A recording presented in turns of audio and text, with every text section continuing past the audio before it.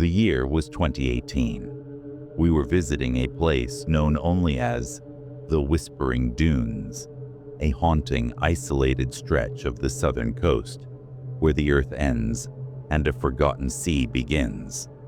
This isn't just a beach, it's a liminal space, a jagged edge of the world where the laws of nature seem to fray and reality itself begins to unravel. Here, the ocean breeze doesn't just carry the scent of salt, it carries a heavy metallic tang, the smell of ancient secrets and things that have been dead for a long time. I took my wife, Sarah, and my niece, Zaya, deep into those dunes, miles away from help, unaware that we were walking into a predator's territory. Suddenly, the atmosphere shifted.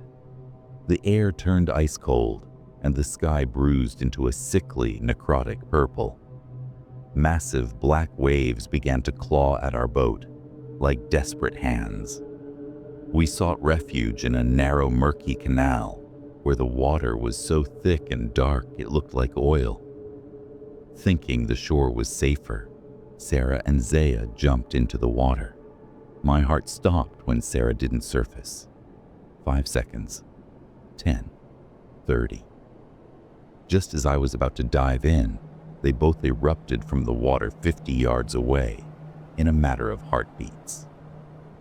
It was a distance no Olympic swimmer could cover underwater in that time, but it wasn't Sarah who climbed out. When she emerged, her neatly braided hair was completely loose, flowing wildly in a wind that wasn't there. It looked as if skeletal fingers had meticulously undone every knot beneath the waves. Her skin was unnaturally pale, and her eyes, they were fixed in a 1,000-yard stare. That's when I saw it. Her gold nose ring, which was practically part of her identity, was gone. The next morning, the Sarah I loved was a hollow shell. When I asked about the missing ring, she didn't just get angry, she transformed.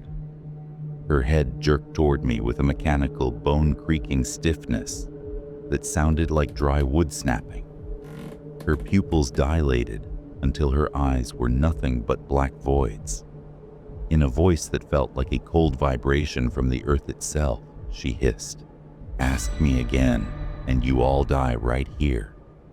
The air in the room suddenly smelled like rotting seaweed. By the 5th night, the nightmare reached its peak. I woke up at 3 a.m. to a chilling, wet sound.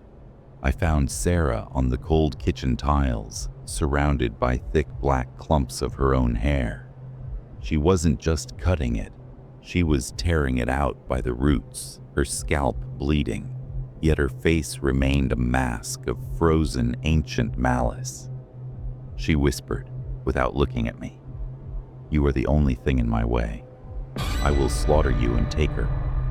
Try and stop me if you can." Then came the hunger. At lunch, she stopped mimicking a human. She ignored her favorite meals and lunged for the raw, oily fish. She snatched them with her bare hands, her movements jagged and animalistic. I watched in horror as she shoved the food into her mouth, bones cracking loudly between her teeth. Between bites, she muttered in a language that sounded like dry leaves skittering over a grave. "I haven't tasted life in centuries. Today, I take it all." My uncle, a spiritual healer who had dealt with entities that the modern world has forgotten, arrived that night. He didn't need a description. The moment he stepped inside, his breath hitched. "This is an ancient predatory demon," he whispered, "a scavenger of souls. It has marked her as its vessel." My uncle didn't waste another second. He drew a massive protective circle of white ash on the floor.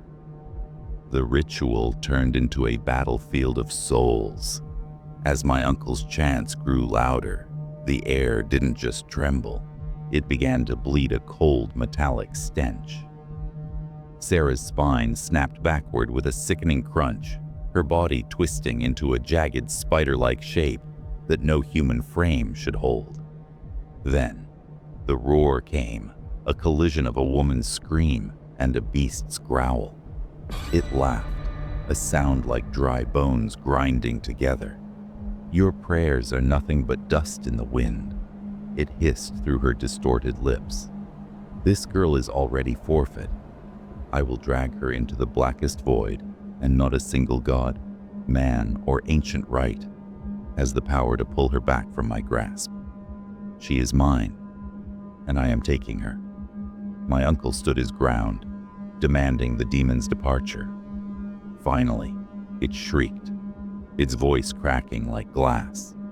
It demanded a blood price: 3 jet-black goats and 22 pounds of sweets, left at the northern point where 3 rivers meet.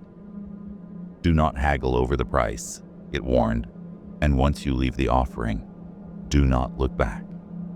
If even one of you turns your head, I will claim you all." Then it spat out a curse that froze my blood. "She must not bear a child until she is 30.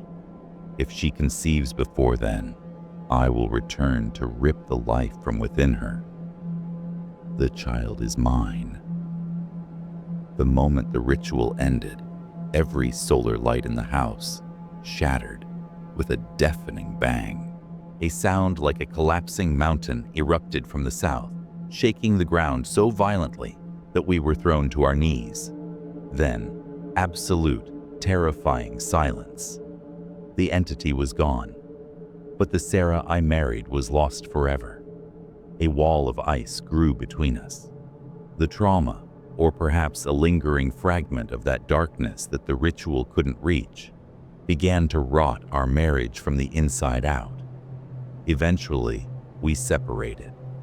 2 souls living on opposite poles of the world, haunted by the same shadow. Some demons don't just take your life. They stay in the shadows of your memory, waiting for you to look back. And in the end, they take your future. This was the incident. I don't know how terrifying this incident will seem to you, but if you liked it, please let us know. And if you didn't like it, don't forget to let us know that too. If something strange has ever happened to you, feel free to share it with us. Who knows? Your story might be the next one we tell. Stay with us. Don't forget to subscribe to the channel, like, and share this video. And keep waiting for our next real horror story. For today, we're signing off. Bye and take care.